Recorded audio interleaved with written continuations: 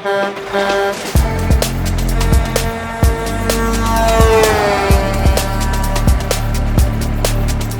everyone, and welcome to our podcast, Caution Wide Right. It's just another trucking podcast, and today we have a trucking company that's been around for 40 years, who's been heavily involved with the Pennsylvania Motor Truck Association and delivers all sorts of loads from the Mississippi River to the East Coast, from Canada to Florida. And so with me today is the President of Jagtrux, Zack Germak. Zack, welcome to the podcast. Thanks for having me today. Now, I don't really know where to begin with a company like Jagtrux, involved with so much stuff. So let's just start with the beginning. I know Jagtrux founded in 1982 by your dad, Jim. And I was curious, he said that he always wanted to be a truck driver. Is this something that, like the driver culture back in the 70s with movies like Convoy or Smokey and the Bandit, or what got him interested in trucking as far as you remember? My dad was always a hardworking guy, and he grew up in Middletown, Pennsylvania, about 3 blocks off the main drag, and just seeing the trucks go up and down the road. You know, that was before Route 283 and Sure. and some of the other interstates. So you saw the trucks going by, and you know, man, where did they come from? Where are they going? Just the adventure of it, I think, drew him at first. Then some of his earlier jobs put him in a truck and Oh, nice. Got him into it that way. And so he was an owner-operator for a while. How long was he an owner-operator for? So he bought his first truck when he was 21, and he bought a brand new F model cab over Mack. Nice. So Does he still have it? No, Oh, man. We do not have it. I'm not even sure where it's at. Yep. But he bought that in when he was 21, and I think it was 72. And then he was leased on to Jones Motor for 10 years. And then he had the opportunity to get his own authority and go out on his own. And that's what happened. He ended with Jones on a Friday and started as Jagtrux on a Monday. You know, going on your own versus driving for a company is a completely different mind switch. Do you know if he's talked about that at all, about that transition to being an owner-operator, doing your own business? Yeah, it was kind of funny you asked that, because him and I were talking just this morning about some of that, like trying to grow your business and some things like that, and trying to have your owner, your leased operators or even employees understand there's so much more on the back end of a business than just delivering freight. And he said that when he was at Jones, when I was at Jones, I'm out here, doing all the work, I'm doing everything, and the company's making all the money. Mm-hmm. Well, now he understands that, there's a whole lot going on the back end that no one really sees. All the compliance, all the insurance, not just DOT compliance, but HR compliance. Oh, yeah. The accounting side of things, the taxes, everything. There's just so much that happens behind the scenes that people don't see. You think I'm just going to, file a few papers with the DOT and get my number, and then I'm good to go. It doesn't matter if you have one truck or 5,000, you still have to follow the same rules. Yeah, no, totally. And that's we have a trucking startup series where we sort of dive into, have a game plan, know what to expect, save money up for it, because it's not also the cheapest thing in the world. But you got also dispatching, which is a completely different thing, building relationships, which a lot of drivers just want to drive truck. Well, there's the whole sales side of it too. If you're going to be an owner-operator, being a salesperson, so that's a completely different mindset as well. It's always interesting, and I'm curious too, because so he was an owner-operator for a while, and then eventually he started building the company. Do you know when did he start adding more trucks and drivers? Not long after he left Jones, he was doing things on his own. And then some friends of his, hey, this is what I'm doing, and it seemed to work out. Yep. So he leased on some more of his friends and guys he knew, and started that way. Nice. At one time, we were more owner-operators than we were company trucks. Then that kind of switched a little bit to more company trucks than owner-operators, and now we're kind of getting the other way again. So we kind of ebb and flow with owner-operators and company trucks, depending on how well the economy is. Right. The owner-operators obviously do much better when the economy is doing well. If you own your own truck and things get tight, it may be easier to be a company driver. So the one thing that we've done in our business with owner-operators is we've had numerous drivers that wanted to own their own truck, but they weren't quite sure about it. So they would come drive a company truck for us for a few months, few years, and then they're like, hey, I want to do this. I want to have my own truck. I want to do this on my own. So they would go out and buy a truck, lease it back onto us. They would be an owner-operator, and I have several of them that are still with us 20 years doing that. That's awesome.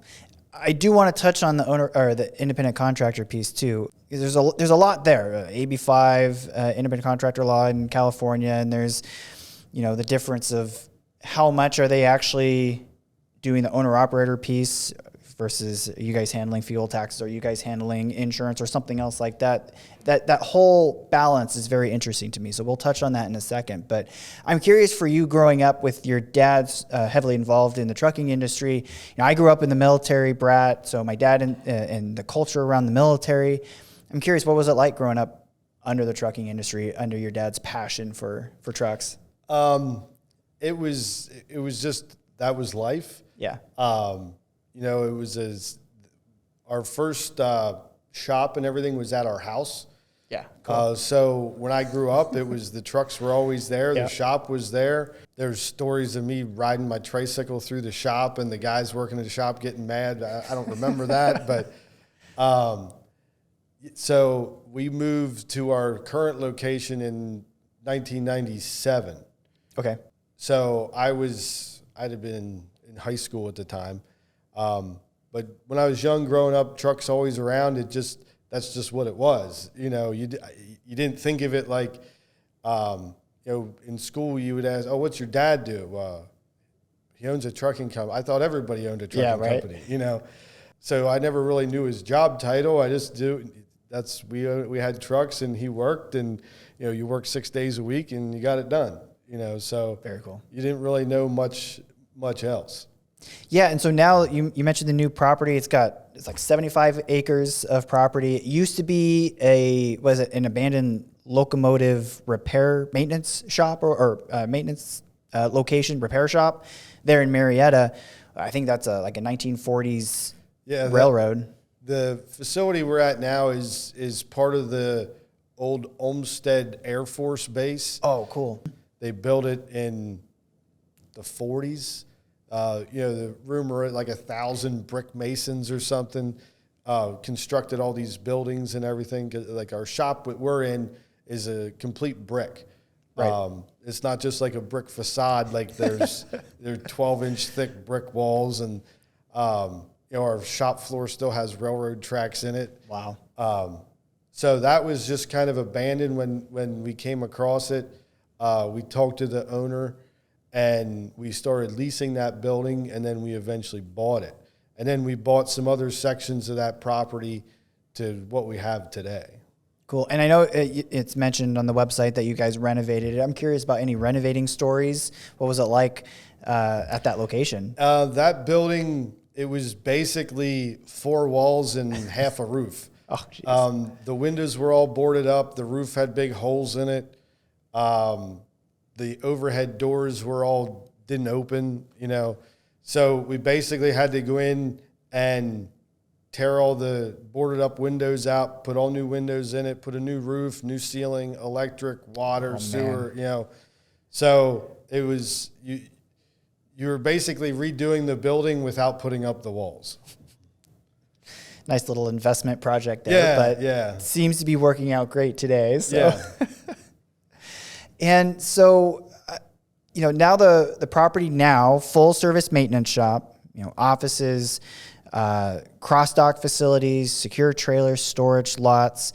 And your website mentions that Jagtrux always thrived on solving the customer's unique needs through innovative means. And I'm curious, what does innovative means mean for in this scenario? Over the years, we work really close with our customers. We're not looking for the customer that just wants to get it done and pay the cheapest price. Right. We're looking for a long-term relationship, something that, when times are good, we help. When times are bad, we help. Yep. We don't want to be a flash in the pan. We want to be here for the long term. So part of that just most recently, we've seen the highest rates that you've seen ever. Yeah, $2 a mile, I think, is officially. Well, that's a cost. That just came out today from Commercial Carrier Journal, the highest cost ever for operating trucks. Yeah. And, we want to be able to keep our pricing and keep our service levels as high as possible and our pricing as fair as possible. So when, the spot market is through the roof and if our customer needs something done and everyone's asking an arm and a leg to get it done, we know that we service that customer right now in a fair, affordable way. Right. We'll be there for the long term. If you're the guy that's at the top of the rate chart and you're charging $18 a mile because you can, right, you're not going to be in business tomorrow. Well, and then how many people are accepting those rates that are like $1.30 a mile or something? It's like exactly, and yeah, that kind of thing is hard to do as well. I mean, we have, as hard as it is to find drivers and good employees, we have to be able to pay them. Yep. And with low rates, you can't do that. Exactly. And do you see with the rates right now? So we're on a sort of market downtrend and hopefully hitting the bottom with these crappy rates. I'm curious. Does this move those owner operators? Maybe they bought a truck during the peak of COVID and prices were expensive, but there was a lot of freight to move, and now it's the opposite. Are they looking to go independent owner operator or being leased on, or are they looking to become company drivers? I know a lot are getting out too. We're seeing a lot more owner operators looking to come on, with a company like us, right? Because the steady freight. If you bought a truck and a trailer 2 years ago, you paid a lot of money for it because the used market was really up. Yeah. And the spot market was doing great, but now the spot market isn't so well. So you're trying to find somewhere to put your truck that you can pay your bills. Right. Exactly. And so what, specifically with the leased on owner operators, what is why should they work for Jagtrux? What's that relationship look like? We don't have a rule book for our business that's this thick, and you have to check every single box that when you come into work, you have to follow a very strict regimented schedule. Right. We hire drivers that are able to be the professional driver that they want to be. Exactly. That there's not someone staring over their shoulder, watching their GPS saying, "Why'd you make a left turn there?" They have the freedom to be what truck driving is. And that's obviously why a lot of owner operators are being owner operators, because they want that flexibility, that freedom, which I find awesome. And then with being leased on, if you can do it successfully, then you're also, hey, we'll hold your hand through this other part of it, whether it's fuel taxes or do you cover. Are they on your guys' insurance as well? With our leased owner operators, we cover their fuel taxes. Right. We cover their liability insurance when they're under a load for us. Right. So they would need to have their own bobtail deadhead insurance, and also it's called like occupational accident insurance or workers' comp, whichever. Right. So if they're not under dispatch, if they're driving their truck from point A to point B and they were to get into an accident, it would be on their insurance. Right. But when they're under dispatch for us, our liability covers the liability for the truck and trailer and the load. And so they have flexibility to find their own loads as well, if not under your guys' dispatch, right? They have the flexibility to find their own loads, but they run under our DOT number. Right. So everything, if they found their own load, it would still run through our office. Okay. And they would get a higher percentage. Interesting. Yeah, very cool. And so with the independent contractor piece, obviously California, AB5, there's a lot of exemptions for the original intent, and then now truckers are getting screwed, and there's still a legal process that they're going through. But basically in California, they have to either hire on these independent contractors or they have to go on their own, which maybe they don't have the full experience as an owner-operator running every detail of their business. I'm just curious about your thoughts. Is AB5 something that you could see expanding down the road to other states? And what's your thoughts with it? They've been trying. I know New Jersey was trying to implement that. I did see some other things in the news about AB5 and maybe getting it repealed or an exemption for trucks. Right. They're trying. But the owner-operator model that is in place today with like our company and so many others across the nation is so prevalent and it's worked well for so long. Right. I'm hoping we can get the legislatures to understand that, and the benefit of the owner-operator far outweighs the any negative things that may be perceived. I mean, I've grown up with this since I was little. We've had owner-operators. They're all hardworking guys and girls. Oh, yeah. They've all raised families. They've, bought houses, put their kids through college, the whole 9 yards, and they've done it all, doing it for themselves and the company and the customer. And to try and take all that back and make them be an employee, it just doesn't seem like that's what we're here for. Well, and it's just crazy because like in California, the original intent, or so they say, was, Uber and the, everyday car drivers. They were the ones that were supposed to be, well, there's this issue with should they be an employee under Uber or not? But then they get the exemption and trucking doesn't, but they've had the model for decades. So it just seems weird that it wasn't such an easy exemption. Apply it, yeah, okay, no problem. That they have to fight still with it. And I think there's news right now. They have another month or so of arguing and adding any other details they want for the fight to make an exemption claim. But we'll sort of see where that goes. But I agree. I hope it doesn't continue expanding down the road, or at least allowing those exemptions for the trucking industry, because just if companies want to go on their own and owner-operators want to go on their own, they can go on their own. Yeah. But it seems more beneficial being able to hold a hand being leased on if they need it. Just makes sense with the cycles of the trucking industry, really. Well, exactly. You get the benefit of being a independent person, but you also get the benefit of multiple trucks, more equipment than you could.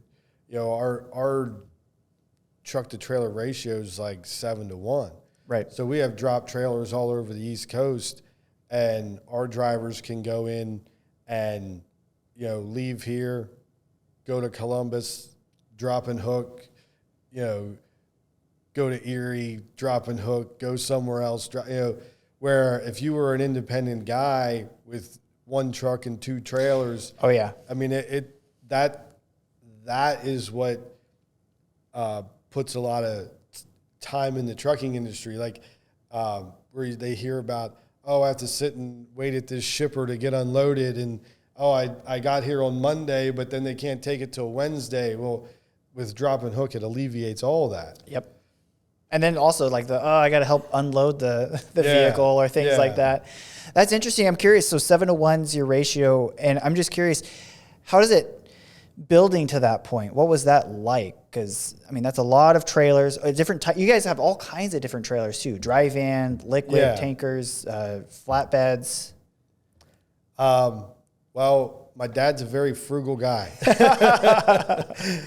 So to get us to that point, we don't go out and borrow millions of dollars and buy millions of dollars of brand new equipment. Right. One of the things that helped us get to that point, when I was a kid, my dad would buy wrecked Schneider trailers, and he could buy them for pennies on the dollar. And he had a handful of real good guys in the shop. They'd bring them in, tear them apart, put all kinds of new pieces in, paint them up, ship them out the door. Nice. So that helped get our numbers up real high. So now we can buy a little more late model equipment and still continue that. We don't do as much trailer rebuilding as we did when I was younger, but that's how we got to where we were with being able to have that many trailers. Interesting. And so you guys also do overdimensional loads. I believe you have like dry bulk tanks. I think I saw on the website bottom discharge hopper. I'm just curious, are they constantly being moved in, whether it's dispatch? How is it handling all of that equipment? You have certain guys have their niche. Right. Not every driver goes and hooks to every type of trailer every day. The dispatchers really understand how to make all that work. The dry bulk business, we bought a small company in Annville, Pennsylvania years ago. That's where all that equipment came from. And we're still running some of those same customers today. That was probably 15 years ago or so we bought that. With those different type of equipment, it helps service our customers better, right. And it helps drive freights down.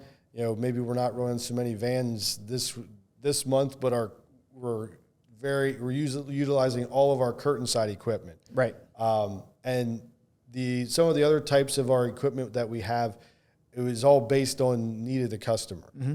The one thing that I tell our dispatchers and everything, don't say no. Yep. If the customer comes at you with, hey, I need help with X, that's what we do.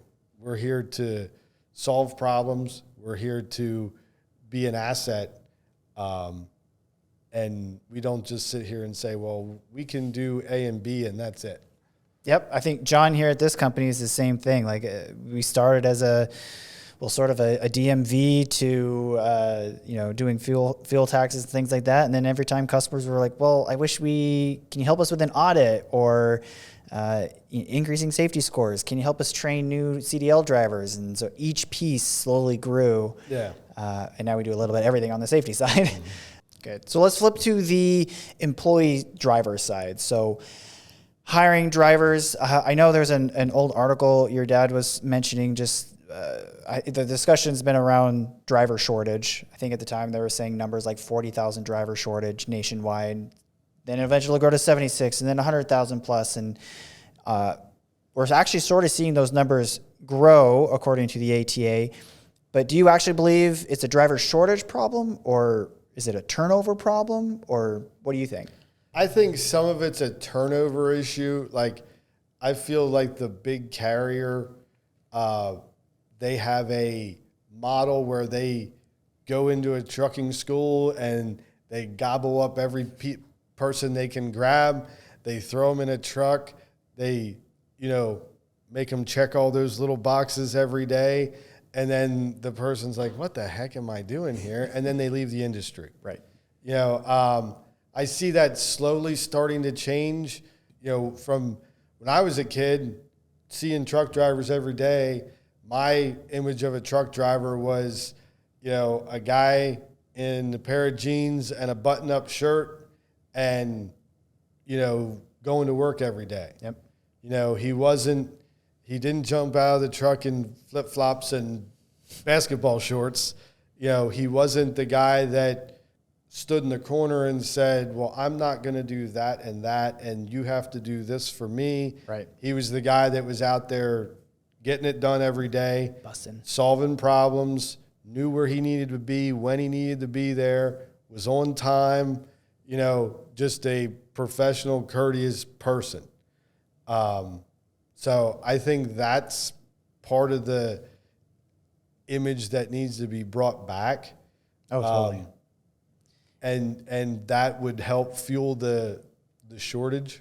Is this a culture thing where, I don't know if it's, like, obviously COVID, we had a nice little time of like respecting the truckers that are delivering things, but then we were so easily to forget that as well. Is it a cultural thing? Is it this in and out churn of train a driver for a year and then they're out in a year, and so we see that image of it?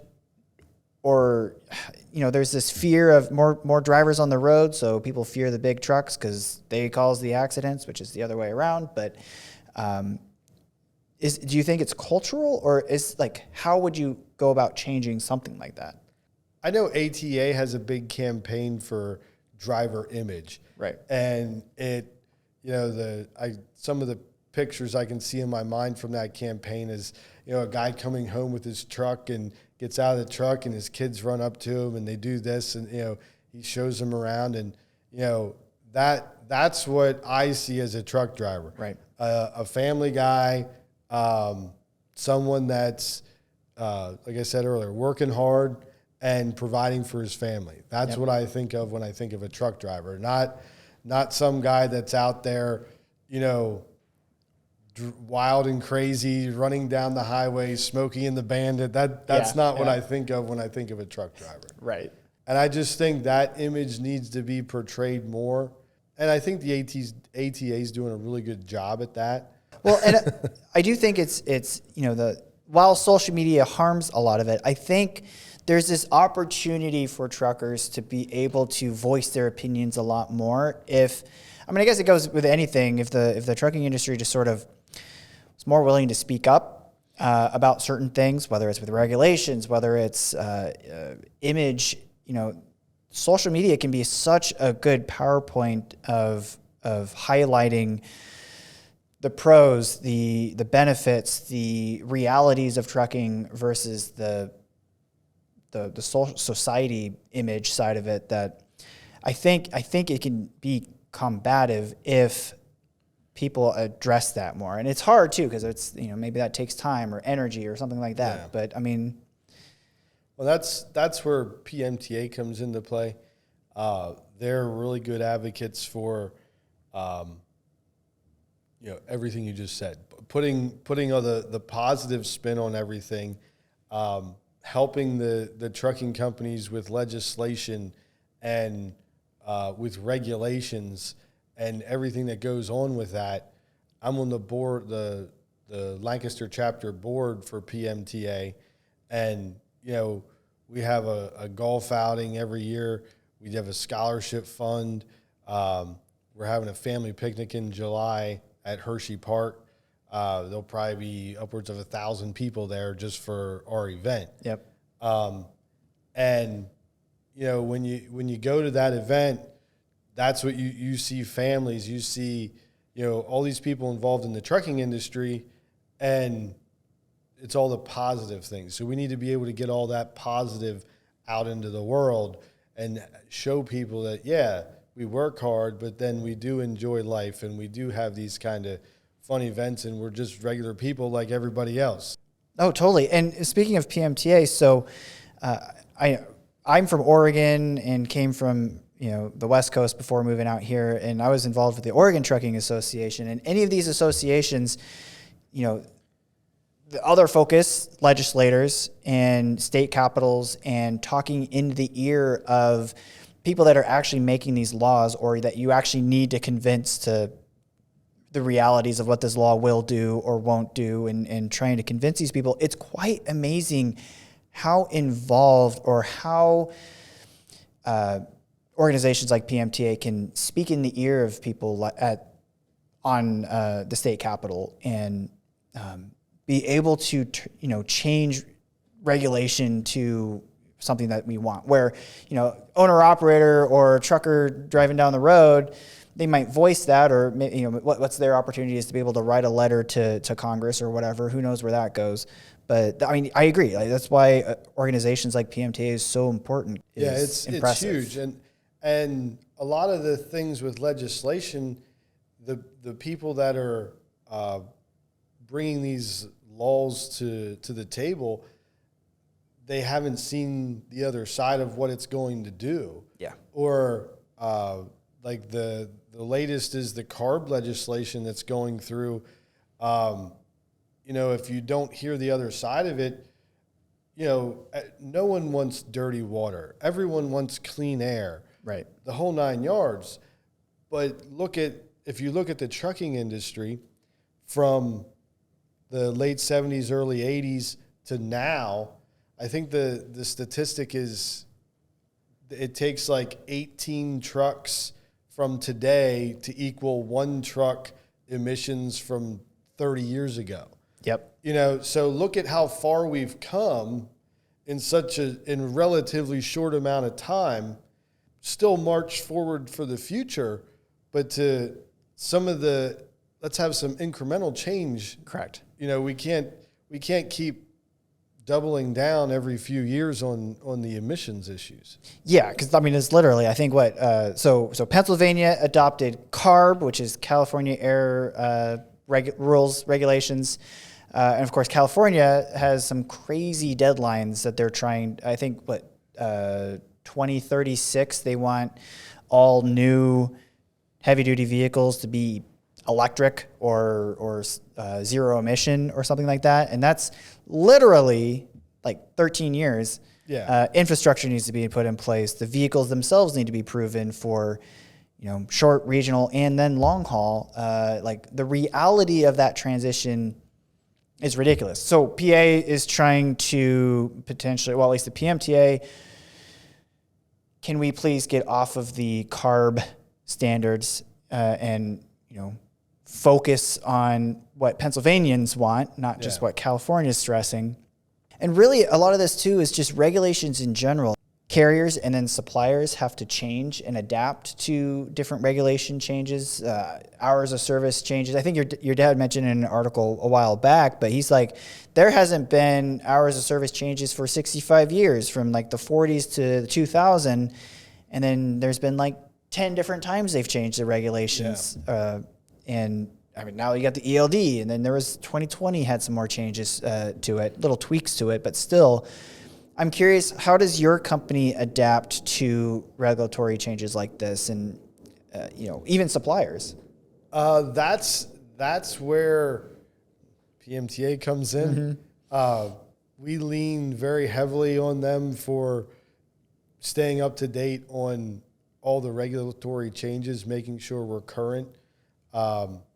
The other thing with some of the regulatory changes, you have to keep your customers current on that as well. Yeah. Like with the ELD, when they switched to ELDs a few years back, some of our loads were being tendered 24 hours in advance. Right. So we would get a load tendered on Monday.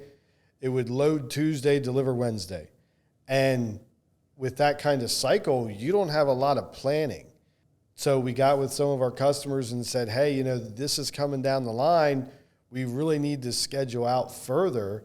And they were able to change some of their load tendering so we would get more notice before the load would come, because they didn't want any disruptions in what they were doing. Right. With these supply chain issues we've had over the past few years, I'm hoping some of the regulators have seen some of that and maybe take a step back and say, okay, having a one-size-fits-all approach for these regulations, maybe we have to look at something differently. Right. If you look at the ELD exemptions versus the exemptions is almost larger than the rules. Yeah, totally. So it's a little difficult, if you're hauling cattle, well, you can't just stop and take a 10-hour break. If you have to keep moving, or you have to get them to water or something, Right.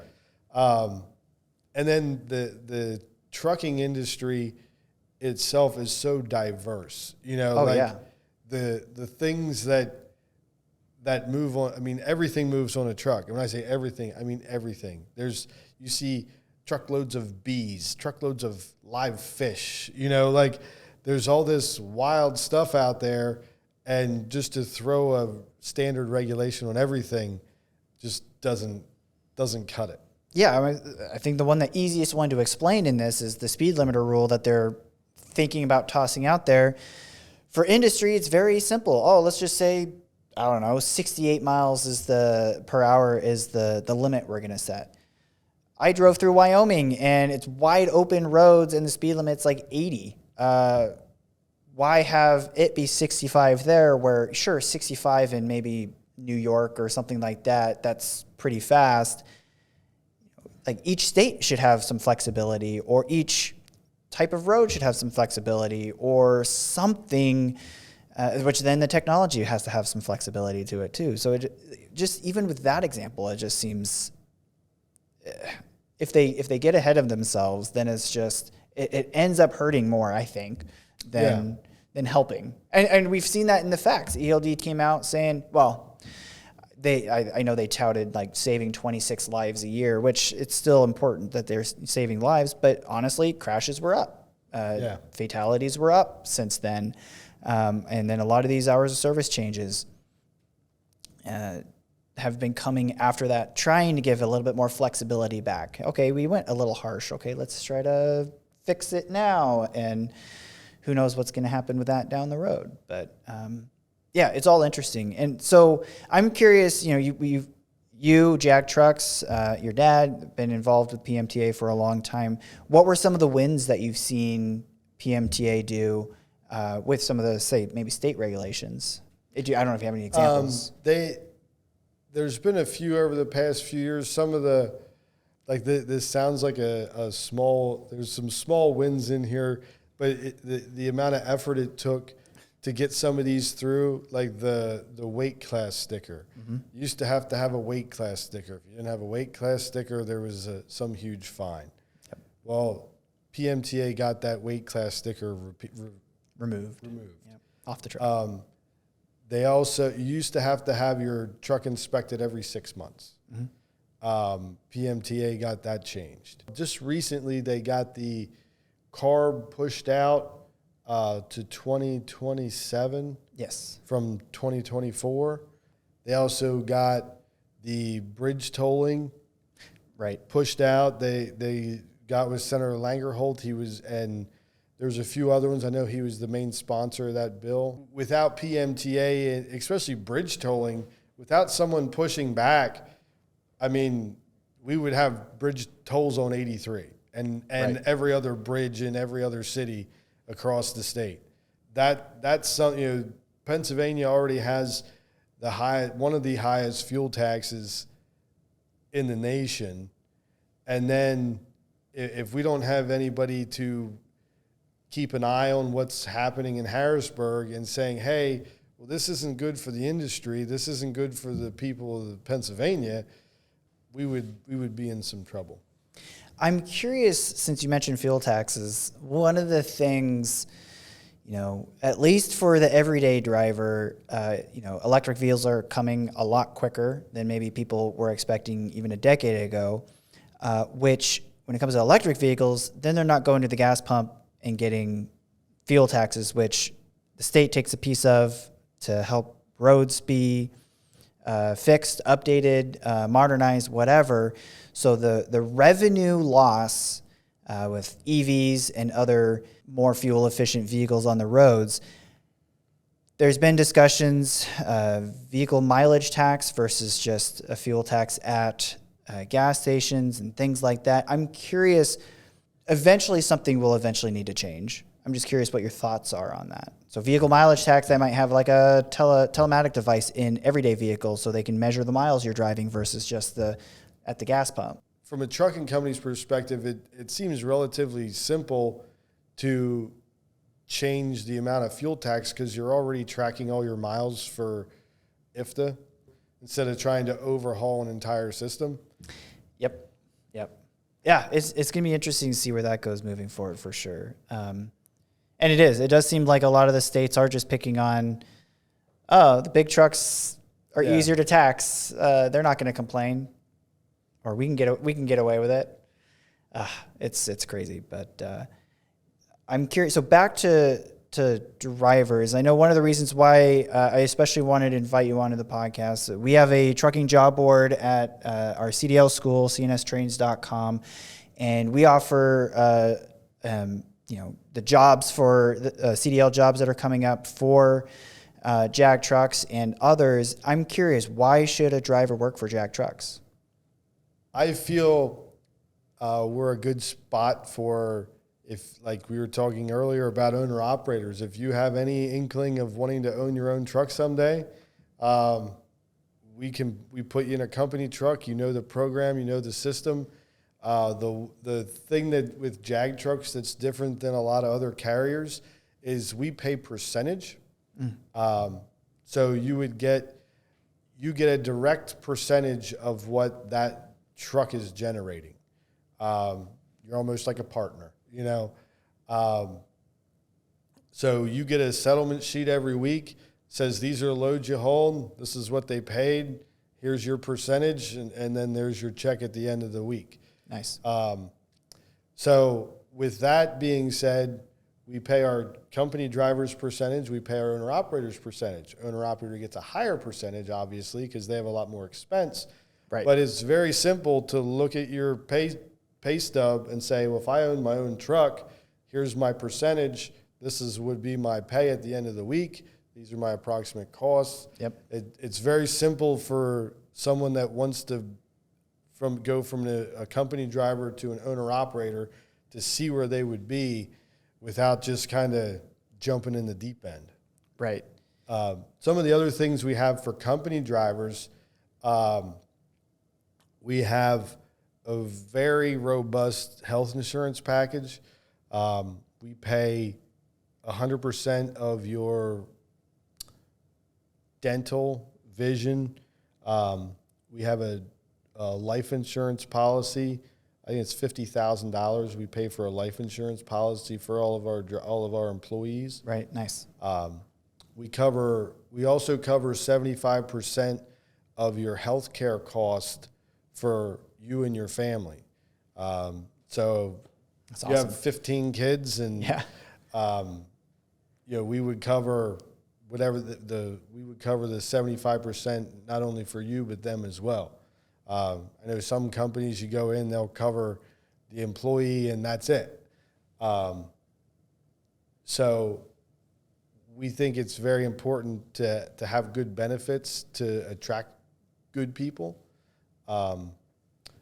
We have vacation, paid holidays.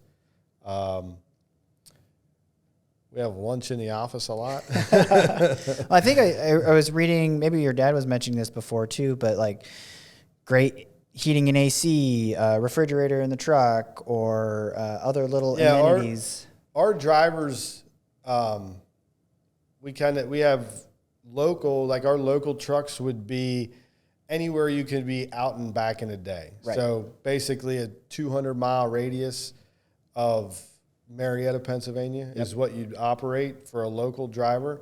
Then our regional guys would be out about a week at a time.